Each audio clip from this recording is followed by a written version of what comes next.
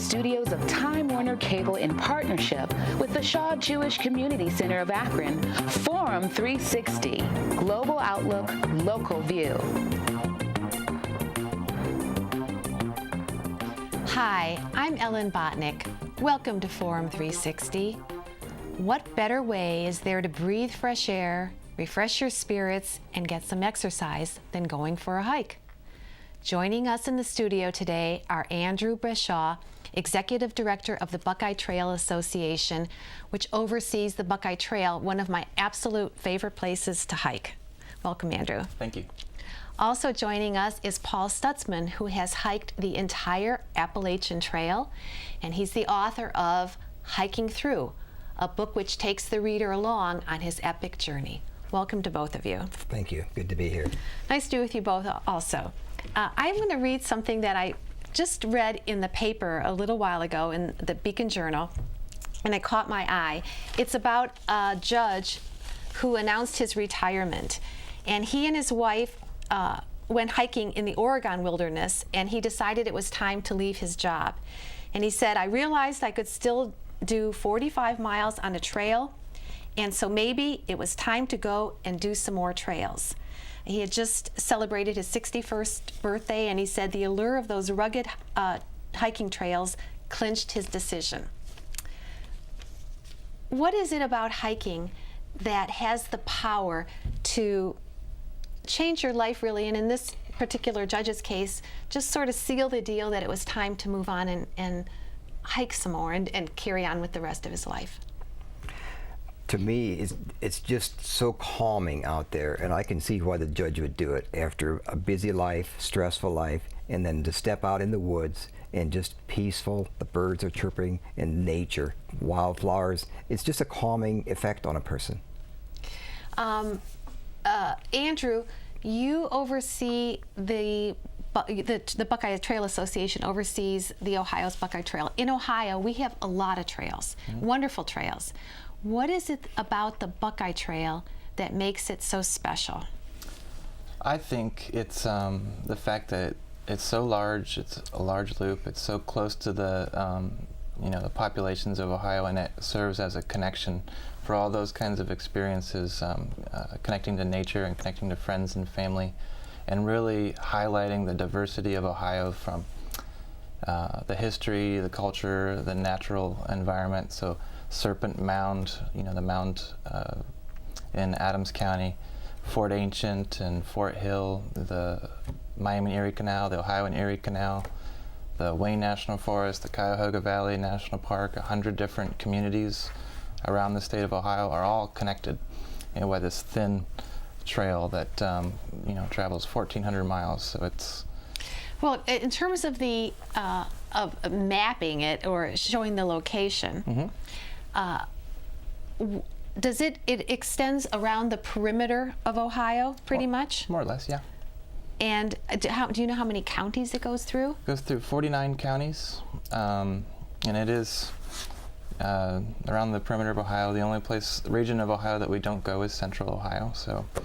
And how many miles did you say it is? 1,444 miles. Okay, so currently it's 1,445 miles. When it was started, what was the vision at that point, and who began this? Who had the inspiration for this trail? There was a small group of people in the 1950s who had this, that big idea from the Appalachian Trail, the long-distance hiking experience. And article was written in the Columbus Dispatch, and a small group got together in the late 1950s, and more or less they said, why doesn't Ohio have its own Appalachian Trail-like experience? So their idea in the beginning was, let's create a hiking trail that connects Lake Erie to the Ohio River. And so they began that. The first miles were dedicated in the Hocking Hills region, and they expanded out from there. And in the 70s, the idea expanded from not just from the lake to the river, but another leg all the way around to create a loop. And that loop was completed in 1980. So it's blazed and ready for hiking today. All right, going back to the conception and the beginning of the trail, a very famous woman was involved in that. Can you tell us a little bit about her? And Yep, our most famous grandma, Emma Grandma Gatewood, grew up and lived in Gallia County, Ohio, and had, I believe, 11 children. And she was the first female solo thru hiker of the Appalachian Trail. And she did that when she was in her 70s after having her kids, and she left the farm for a walk. And after one attempt, she became on her second attempt, she thru hiked the Appalachian Trail. She did it a couple more times. In her 60s, she did her first one, I think, right? Yeah, in her 60s. Okay. Yep. And then she came back and she became one of the founding members of the Buckeye Trail Association in the late 1950s. And it was formed, the Buckeye Trail and the Buckeye Trail Association were both formed together in 1959.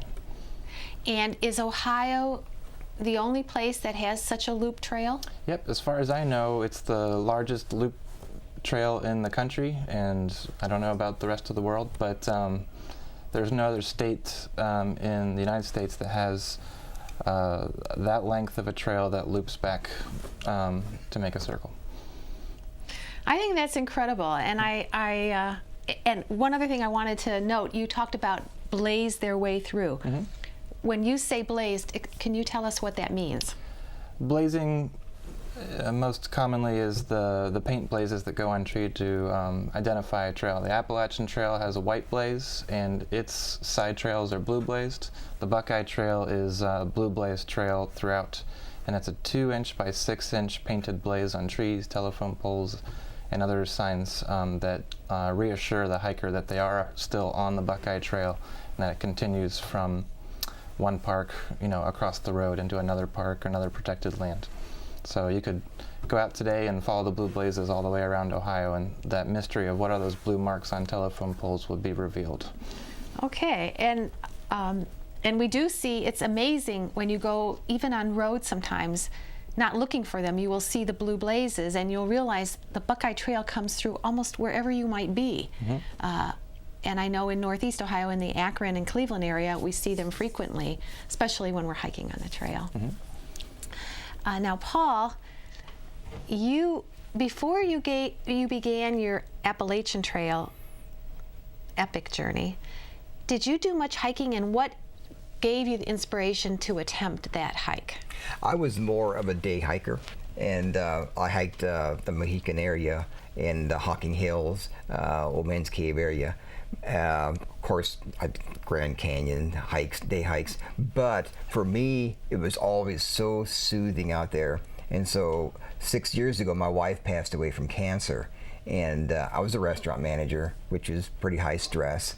And a year after she passed away, I just kept thinking, and I'd reached a certain level of healing, but it wasn't quite where I thought I should be. And so I decided to take a risk, and I retired, and with the idea of through hiking the Appalachian Trail. And I'd read a lot of books about people that hiked the Appalachian Trail, and the fascinating thing to me about these stories were what these people learned, and they always came back so changed. And I thought, I'm going to take a chance and I'm going to try it. And so I quit my job, bought equipment, and I did hike the Appalachian Trail. And for me, it was a journey of finding peace from losing my wife to cancer. All right, well, let's step back for a second. You made a decision to hike, but this was far above and beyond anything you had done prior to that, correct? It was completely out of character for me, yes. It was a huge risk. I'd never camped more than probably a day or so in my life, and now I'm looking at a 5-month camping trip. So it was completely out of my comfort zone. First of all, how long of a hike was that going to be for you? Well, the length was 2,176 miles. And normally people factor in about 6 months for that hike. Now I happened to do it in 4.5 months because I was by myself, which is a decision people have to make. Do I go alone? Do I go with somebody else? Carry the weight. But I went alone. But you meet the most fascinating people in that trail, and that's part of the adventure. Is a lot of eccentric characters, but a lot of just wonderful town people you meet on that trail. People will pick you up if you're hitchhiking to the town, and it's the people that you meet that really made the difference. Well, again, I want to go step back, because there's many of us who think, well, I'd like to do that, but going back from when you made that decision, how did you know what equipment to get? How did you know how to plan your food? What was going through your mind on the mechanics of it before you even began? And how long did you allow yourself to the decision to put everything together to decide you were ready to start? How did that go? Well, most people that do this epic hike spend about a year planning it. Some people even do their own food, they dry their own food. I actually had 2 months, which is pretty unusual in itself. But why did you only have 2 months? I mean, just you set that because for... it was kind of a decision I made fairly quickly, and I was approaching for a through hike. You should start about March or April, and at the first of the year, I needed to give my employer 2 month notice for my job, and it was just one of the things where I knew it was right. It didn't make any sense to quit a good job to do it, but I felt it was right. I knew it was right. But the big confusion is equipment. I had none. And every company, of course, is the best, and it gets very confusing. For me, I went to an outfitter, and there was actually a young man working there that did a through hike, and so he became my resource. And I said, "What do I need?" And he informed me that most of the top line companies, their products are good. And the one piece of advice he gave me was, if you buy a backpack that with a certain weight or size, you're going to fill it. And so that's where you start with. And so I ended up carrying 35 pounds. So weight is a huge factor. But for me, it was finding a resource. And there's a lot of resource on the internet, but find somebody that actually hiked it, and that's going to be your best resource.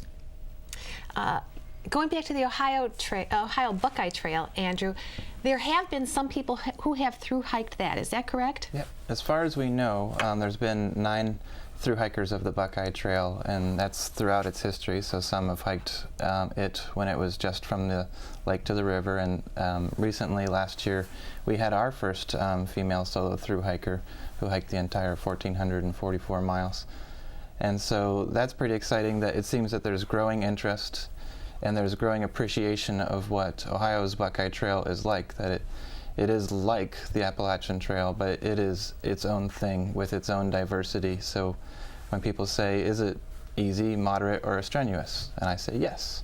It just depends on where you are and what you're looking for. And so there are easy parts and strenuous parts. And I just want to make it clear, people hike the Buckeye Trail every day, but typically people would hike just a particular part of the trail, or maybe they'll do some people do sections.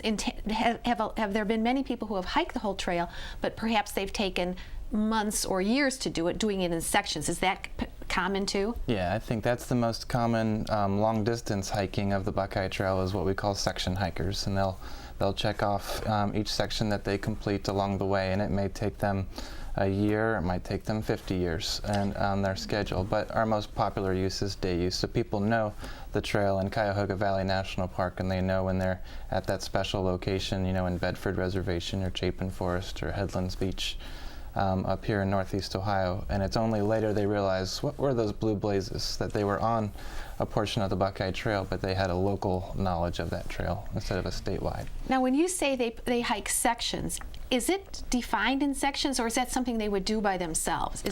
Yeah, the Buckeye Trail is split into 26 different sections, and there's a map for each section, and each section is organized for volunteers, so there's section supervisors and adopters that help with each section. So up here you have the Bedford and the Burton section, and the Akron section, and the Medina section, and the Massillon section, kind of going in a little loop in Northeast Ohio. And that's one thing I do want to talk about. We might as well do it now, because I think that volunteering for the Buckeye Trail is not only something that is necessary, but it's fun also, right? Isn't it? In fact, I picked up this volunteer brochure, and there's like one of the first things is the trail crew work parties. So can you describe what it would be like to volunteer and to work on a crew party? And I'll hold this up. But yeah. What is that like to volunteer in the Buckeye Trail? It's a lot of fun. I think there's a group